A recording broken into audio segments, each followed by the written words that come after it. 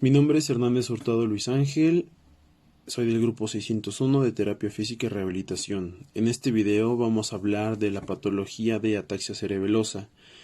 ¿Qué es la ataxia cerebelosa? Es un desorden del sistema nervioso que dificulta la coordinación de movimientos voluntarios. En este tipo de patología afecta principalmente la marcha, la postura y la coordinación.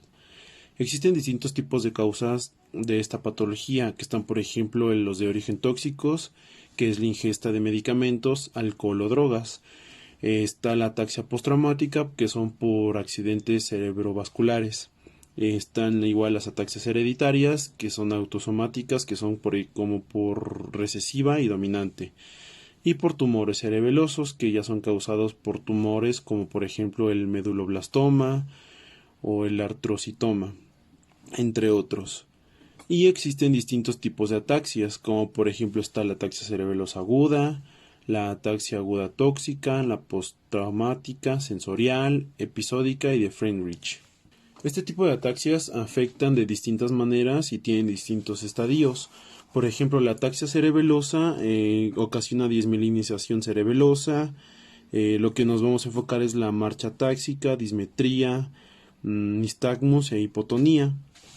La ataxia aguda tóxica, el 30% se produce por la ingesta intencional o accidentalmente de sustancias, ya sea como drogas, alcohol, y dentro de los medicamentos están las benzodiazepinas, los antihistamínicos, los anticonvulsivos. La siguiente es la ataxia sensorial.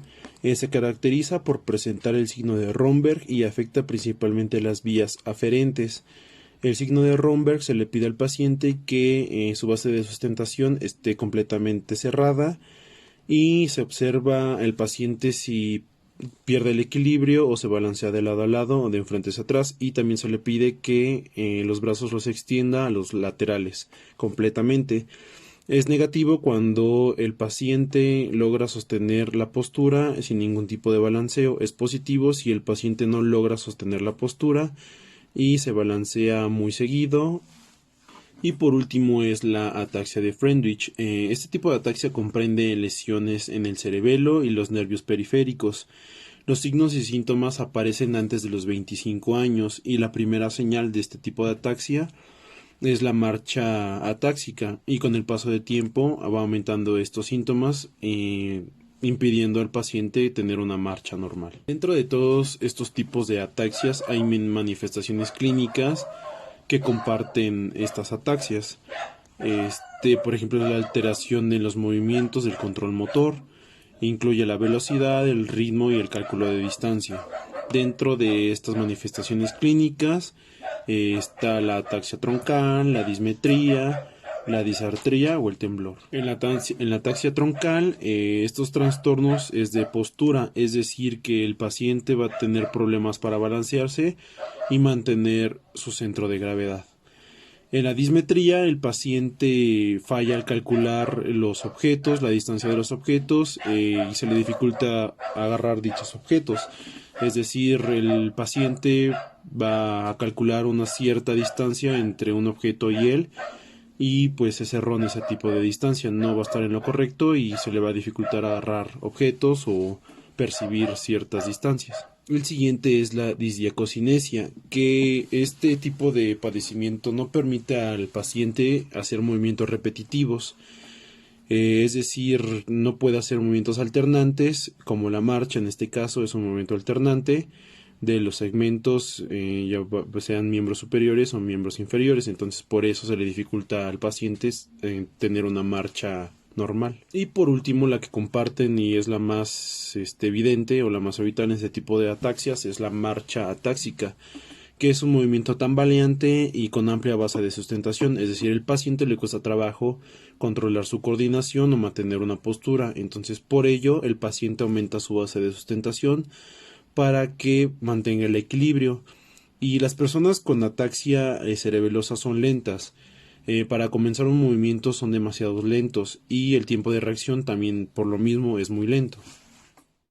Como podemos observar, lo que caracteriza a la marcha atáxica es que el paciente tiene una base de sustentación más amplia de lo normal, es incapaz de mantener el equilibrio y necesita de un apoyo para poder caminar. Tiene movimientos descoordinados y por lo mismo no tiene una marcha normal. Para nuestro tratamiento va a consistir en 3 fases. La primera va a ser la fase de calistenia, que vamos a calentar los músculos, en este caso los del miembro inferior, que vamos a trabajar la marcha, que hay que fortalecerlos. La segunda va a ser ya como tal el tratamiento, que van a ser ejercicios específicos y de neurofacilitación. Y la cuarta va a ser vuelta a la calma, que vamos a relajar estos músculos para que no tengan un alto impacto. En nuestra fase de calistenia vamos a trabajar con la flexión de cadera, es un movimiento activo asistido. Vamos a trabajar con la articulación coxofemoral y la articulación de rodilla y vamos a estirar los gastronemios. Vamos a trabajar de 10 a 15 repeticiones por pierna.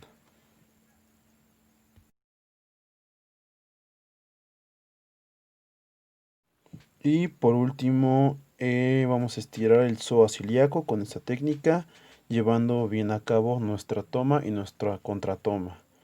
Va a ser por arriba del coxis y vamos a estirar el psoas ilíaco un poco a la resistencia del paciente. Nuestro primer ejercicio va a ser en relación a la técnica de Bobat. Esta técnica nos permite normalizar el tono, adoptar posturas y facilitar el movimiento. Vamos a trabajar con balance y postura, una capacidad antigravitatoria que va a permitir vencer la gravedad al paciente, así como reacciones de enderezamiento que permite mantener la cabeza con relación al tronco. Y el paciente está en estadio 1, que puede colocarse en la postura pero no puede sostenerla. Este ejercicio lo vamos a repetir de 5 a 10 repeticiones. La siguiente técnica que vamos a trabajar va a ser la técnica de Roth, va a ser el cepillado rápido, va a ser de proximal a distal. Normalmente Roth trabaja con dermatomas, entonces vamos a trabajar los dermatomas L3, L4, L5 hasta los S1. En este tipo de pacientes queda estrictamente prohibido estimular de L1 a S2, ya que puede causar una evacuación, ya que este tipo de pacientes no controlan los movimientos musculares. Y tampoco estimular de S2 a S4, porque también puede ocasionar una retención vesical. Lo vamos a trabajar de 30 segundos, de 4 a 5 veces por dermatoma. Nuestro siguiente método va a ser el método de Bundstrom. Este método utiliza sinergias para crear movimientos globales y posteriormente potencializarlos y desarrollarlos de forma voluntaria. Bundstrom establece 7 fases. El paciente va a estar en la fase 4 y fase 5. La fase 4 es el inicio de combinaciones de movimiento e hipertonía y la fase 5 combinaciones más complejas. En estos dos ejercicios se le pide al paciente que haga flexión de cadera, manteniendo el equilibrio con ayuda del fisioterapeuta y haciendo una dorsiflexión y plantiflexión, manteniendo el equilibrio y llevando los movimientos un poco más controlados. En este ejercicio vamos a trabajar el músculo cuádriceps de manera aislada. Vamos a pedirle al paciente que haga una extensión y nosotros vamos a mantener una resistencia. La vamos a quitar cuando el paciente flexione. Únicamente la resistencia va a la extensión.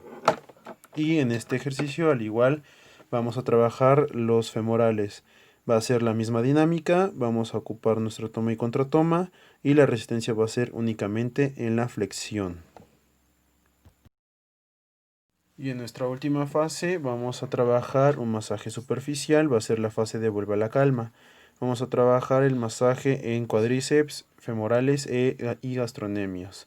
Y esta es la última parte del tratamiento para un paciente con marcha atáxica, trabajando las 3 técnicas de neurofacilitación y fortalecimiento aislando los músculos.